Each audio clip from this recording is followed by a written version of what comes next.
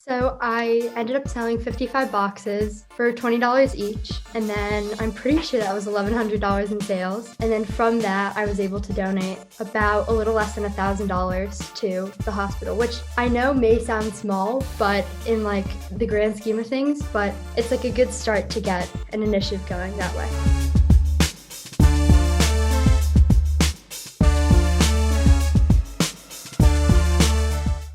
Hello, everyone. We're back with another episode of the ElevatEd Inspiration Generation series. Today, I am joined by the one and only Ava Falk. Ava, please introduce yourself. Who are you? Where are you from? What do you do for fun? Hi, I'm Ava Falk. I'm from Chicago. I'm a sophomore, and recently I've been playing a lot of tennis and soccer, and I've also been taking up some baking. Baking. That's awesome. What are you baking? More cookies? Oh no, I'm done with cookies for now.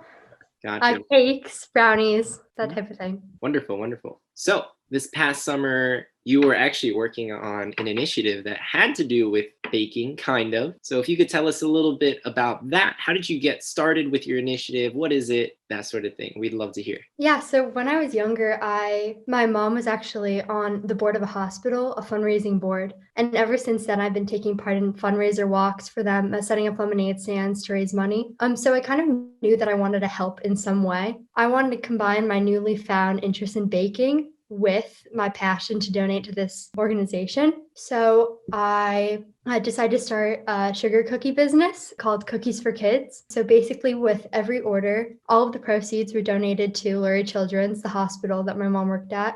Wow. Okay. Can you tell us a little bit about the timeline for this initiative? And also, like, I imagine dealing with cookies, which are a physical product, like, how did you even handle this in the middle of a pandemic? So I had 6 weeks to complete this, not to complete, but to kind of get my initiative going and get some steam on it for Kevin's incubator program. And so I started, I think July 10th was probably when I got my first sign up. And I worked really hard on getting signups. It was difficult at the beginning just to get people to want to eat cookies during a pandemic, want to consume a product that I made myself. However, once I gained people's trust, I started getting signups pretty fast. Okay, wow.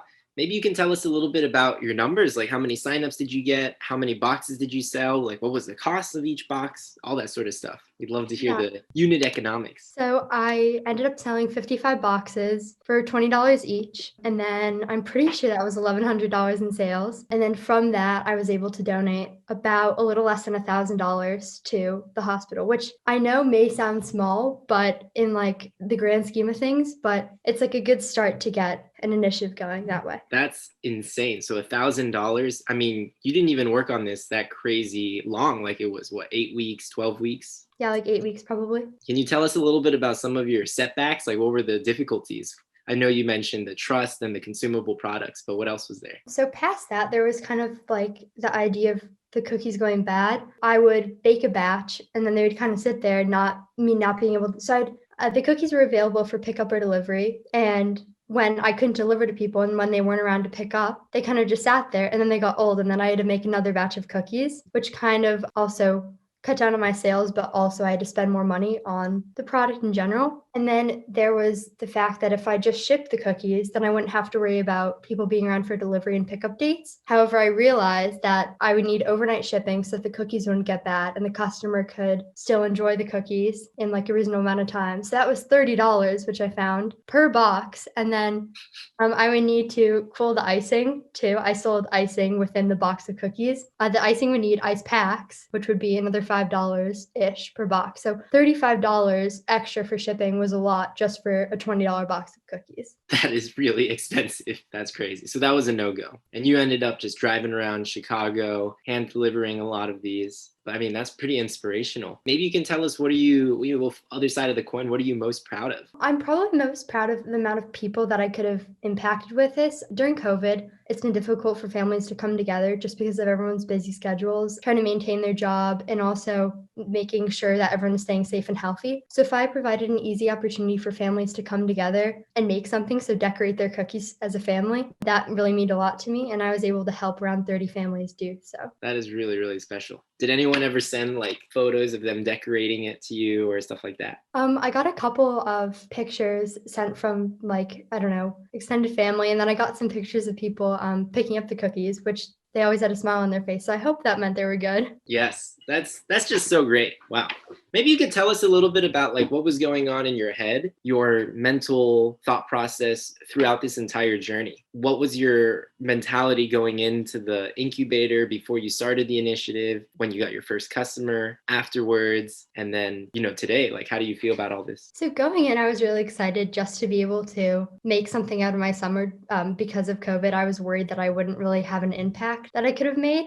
So I was really excited by this opportunity to come up with an idea for an initiative that I was passionate about, but then also have some help along the way when I needed it, which I did, of course. And then it was pretty smooth sailing until I hit my first batch of cookies, which I was up practically all night till 5 a.m. baking and boxing all these cookies just because I didn't want them to go bad before the customer could receive them. And I made the mistake of waiting to deliver 15 boxes of cookies within one weekend, which put a lot of like time pressure on. And then it was stop for a while, like smooth sailing again. And then all of a sudden I had my next delivery date, which was again the same mess. But once I got past that, I'm looking back now, I probably should have divided my time more evenly, spent some more time planning. However, I think it was pretty successful and I'm happy with the work that I did. That's amazing. What's in store for the future? So you said you're done with cookies, but I know you, and you probably have other initiatives that you're already thinking about. So I wanted to start a reading program at the same hospital because I want to make a bigger impact there, and I don't know if cookies was the way that I should have approached it. What I plan to do this winter, hopefully, is create a reading program through Zoom where I can get a couple of high school students to read every weekday to a couple of kids at the hospital and hopefully make their day a little bit better. Yes, I think that is a really excellent idea. And no longer will Ava be staying up till 5 a.m. baking cookies, because I think with Zoom, it'll be a lot easier to navigate that. Or, thinking about $30 deliveries. I think that basically you were the only one dealing with a physical product. I think the other 8 or 9 rookies all dealt with virtual services or product during coronavirus. I mean, it's so impressive. And you have a lot more, honestly, experience, I think, because of that. But of course, there might be other ways to maximize impact with also not as much just like effort. But anyways, I am wondering if you could share a few tips or insights for younger entrepreneurs. If you can imagine an Ava from 3, 6, even like 6 months ago or a year ago, what would you tell her? I think what I would do is say manage your time a little bit better, just because I think your work will become better if you do put more time into each individual thing instead of kind of spending all of your time at once focusing on something. If you spread it out more evenly, it would be more helpful. And then I think just to keep a positive mindset, I know I was having some trouble reaching customers for the money after I dropped off their cookies, which was a bit difficult. However, if I just went into it with a positive mindset, kind of saying, okay, I need to get this, this, and this done, I would have been a bit happier. Gotcha. Yeah, it's so important to stay optimistic when things go wrong, and they inevitably do go wrong. We have setbacks all the time. So Cookies for Kids and now this reading program. I think that's such a neat idea. Do you have a timeline, or how can we help with that program? Again, planning. I haven't really thought much about it yet. Just kind of like the idea. I think first, before I get my timeline, I need to contact people in charge to make sure that everything works out smoothly and then proceed with my idea. Gotcha. Okay, so you guys keep a lookout, but maybe if Ava needs volunteers, she can send us an email and you guys can reach out to her. I love this idea so much. And with Zoom, it's not just limited to one hospital, but you could potentially create an initiative like this in maybe like different hospitals across the nation. That could be really cool.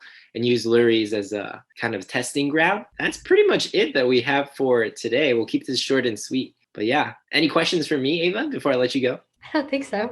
Okay. All right.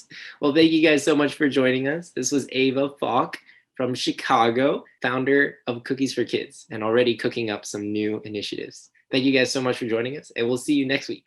Take it easy.